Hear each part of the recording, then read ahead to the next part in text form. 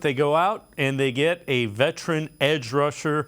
Browns late Friday traded for Za'Darius Smith from the Vikings. Ian Rapoport takes us through how this trade got done and when they started talking. The Vikings weren't planning on letting him go, right? But did something happen where he got, fed up to the point where the Vikings were like, all right, we can't do this with this guy? Okay, so two parts to this one. And this actually was going on. I thought this was going to happen like the Wednesday of draft. Like I was sort of talking to the people involved and kind of ready for it. And then it just didn't quite get there because, you're talking about draft choices. So you wanted to know, like, if it's going to be for a 2023 draft pick, like you want it in place before the draft, obviously. So it didn't get done. But kind of kept tabs on it, and then it ended up happening Friday night at like 7:30. And basically what happened here was he signed a 3-year deal with the Vikings. He outplayed that deal, wanted a new deal. And if you're the Vikings and you have a free agent you just signed, you have a lot of guys who do a lot of money, including Danielle Hunter, and including Justin Jefferson. And maybe you don't want to say, well, we'll just rip up your deal with 2 years left. You don't want to set that precedent, then trade is probably the best option. So, they got some value back with a future pick swap. And, I think what the, Cleveland Browns did was, again, for maybe the third year in a row or maybe more, they added a really, really good pass rusher after the draft. Usually it's Clowney.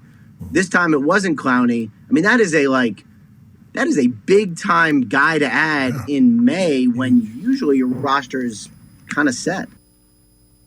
And with that, let's welcome in Tyler Johnson, Faithful Dogs podcast, as well as Network 216. So, Tyler, the graphic there was blocked. 2 fifth-round picks is what the Browns give up to get a 6th and a 7th and Za'Darius Smith.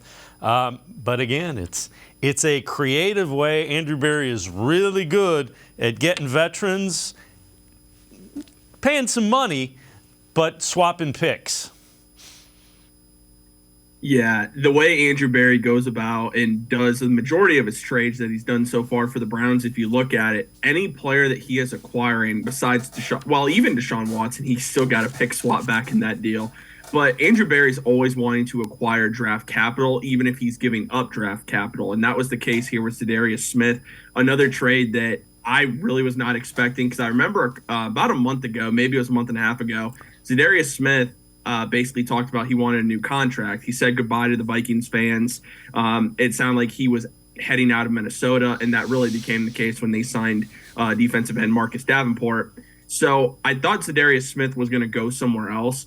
Once he wanted a new deal, I thought there's no way the Browns would be interested at that point just because, again, that's going to be a good chunk of money.